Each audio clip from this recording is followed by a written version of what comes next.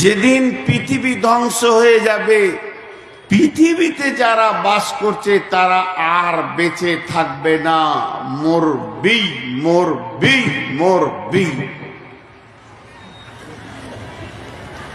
আর একটা উদাহরণ দিব, আমি আয়াতের দিকে চলে যাব।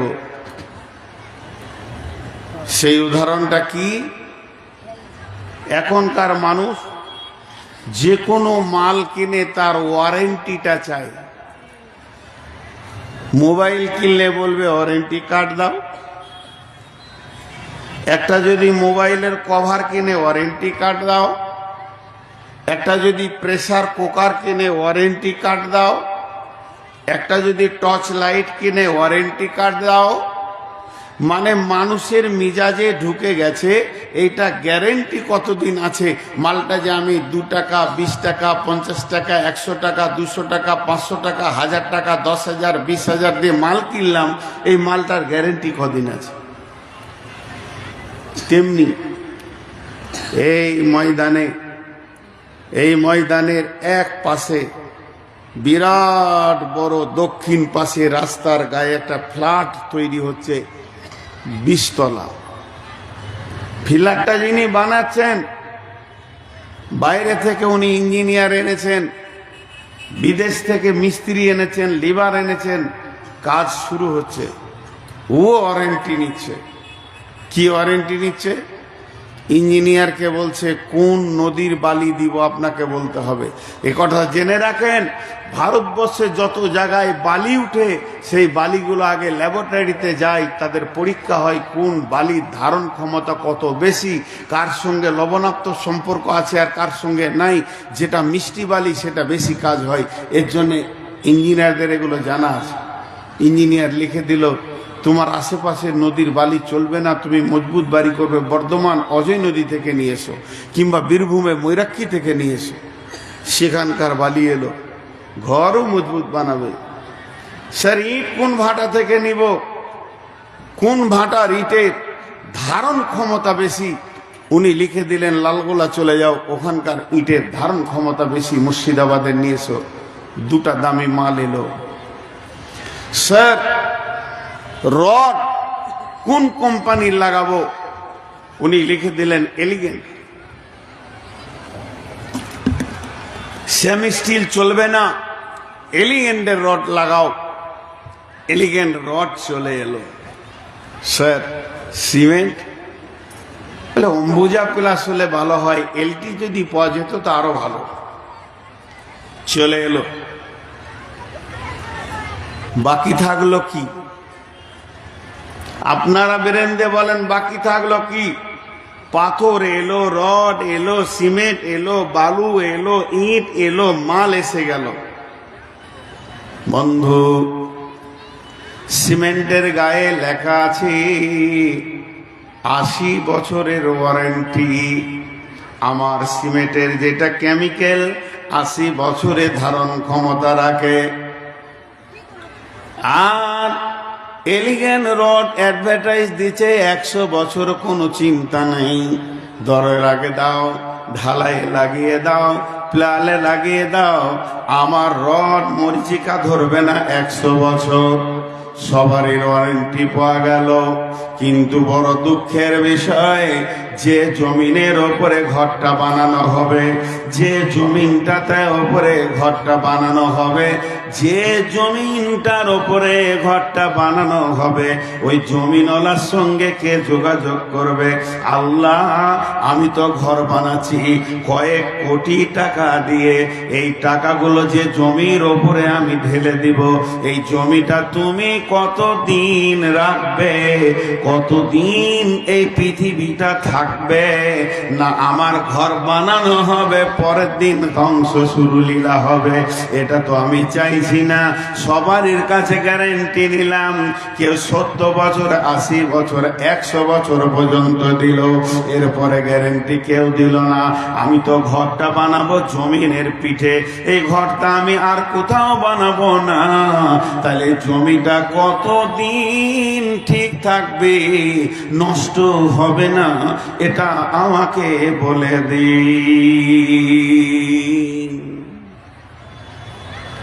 এটা আমাকে বলে দেন, কে দিবে? ওয়ারেন্টিটা কে দিবে? কোন মৌলবি দিবে না মুফতি দেবে? ওয়ারেন্টিটা কে দিবে? কোন মুহাদ্দিস দেবেন না মাদানি দেবেন? ওয়ারেন্টিটা কে লিখে আনবে মাবুদের কাছ থেকে? যে আমার হাতে ধরিয়ে দেবে, আপনার হাতে ধরিয়ে দেবে। বন্ধুরে, এটা কোনো প্রসেসিং নাই, এটা কোনো রাস্তা নাই। তবে আমার নবী বলে গেছেন, তিনি ইসলামের দায়িত্বভার নিয়ে, কোরআনের প্রচারের দায়িত্বভার নিয়ে পৃথিবীতে এসেছিলেন। এই উম্মতের যিনি দায়িত্ব নিয়ে এসেছিলেন, তিনি বলে দিয়েছেন, উম্মত রে, তুমি এই পৃথিবীতে কতদিন থাকবে? উম্মত রে, তুমি যে ঘর বানাবে তো কতদিন থাকবে? লা তাকুমুস সাআতু ফিল আরদি হাত্তা ইয়াকালা আল্লাল্লাহ। পৃথিবী ধ্বংস হবে না, কিয়ামত কায়েম হবে না, এখানে জালজালা হবে না, ভূমিকম্প হবে না, বাড়ি ঘর ভাঙবে না, রোড নষ্ট হবে না, হাওয়া বইবে, নদী বইবে, হাওয়া চলবে, মৌসুম চেঞ্জ হবে, জমিন ফসল দিবে, জমিনের কাজ জমিন করবে, রেল চলবে, প্লেন উড়বে, বাস রোডে দৌড়বে, সব নিজাম ঠিক থাকবে। সূর্য উঠবে ডুববে, চাঁদ উঠবে ডুববে, এতদিন সব ঠিক থাকবে। কতদিন? বিশ্বনবী বলছেন, যখন এই মাটিতে একটা আল্লাহওয়ালা থাকবি।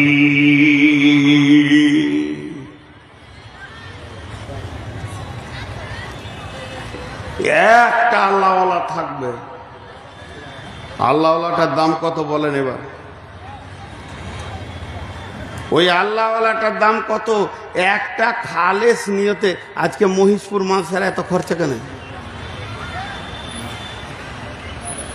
মহিষপুর মাদ্রাসার কমিটিকে আমি প্রশ্ন করছি, শুধু মহিষপুর নয়, যত মাদ্রাসা কমিটি বসেছেন আমি প্রশ্ন করছি, আপনারা শুরু থেকে শেষ পর্যন্ত বছরে 20 লাখ, 50 লাখ, 30 লাখ, 70 লাখ, 80 লাখ খরচা করছেন কেন?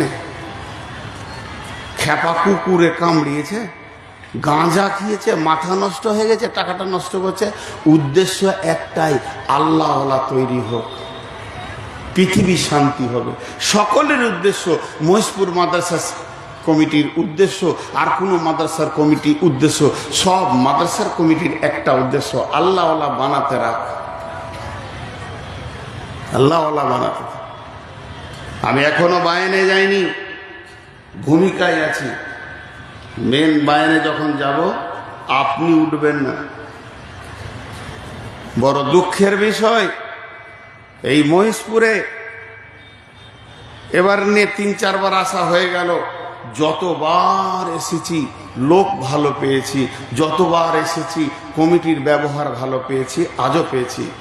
কিন্তু দুঃখের বিষয়, শেষ পর্যন্ত আপনারা থাকতে পারবেন না। আর আমি আগামী বছরে বাঁচবো কিনা জানি না।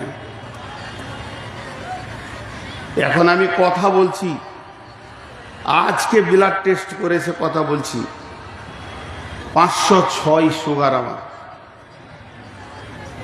পানিটা এমনি খেয়েছি না, জিভ শুকিয়ে যাচ্ছে।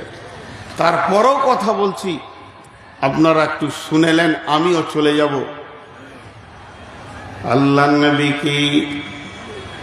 আল্লাহর নবীকে ঘন ঘন প্রশ্ন করা হতো, উল্টা পাল্টি প্রশ্ন করা হতো। কোরআনের ভিতরে আছে, আল্লাহ সূরা নাবাতে বলছেন, আম্মা ইয়াতাসাআলুন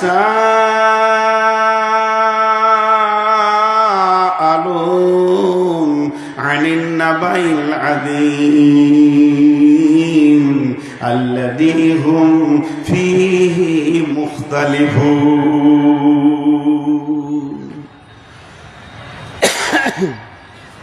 কি বলছিলেন? কিছু বলছিলেন নাকি?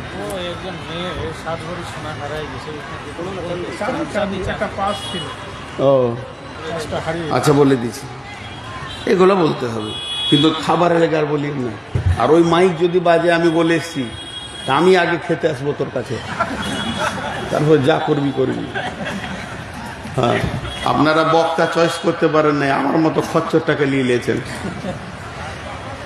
একটা মহিলার, আমাদেরই বোন, মা বোন সব, তার পার্স হারিয়ে গেছে, ব্যাগে যথেষ্ট পরিমাণ সম্পদ আছে। যদি আপনি পেয়ে থাকেন, ফেরত দিলে নেকি পাবেন। তার ব্যাগে যথেষ্ট পরিমাণে সম্পদ আছে, যদি আপনি পেয়ে থাকেন ফেরত দিলে নেকি পাবেন। আর যদি সজ্ঞানে সেটাকে আপনি হজম করেন, আল্লাহ আপনাকে হজম করতে দেবে না, ওর কয়েক গুণ বের করে নেবে। মানুষের হারাতেই পারে, হারানোটা এমন কোনো দোষ নয়, হারাতেই পারে।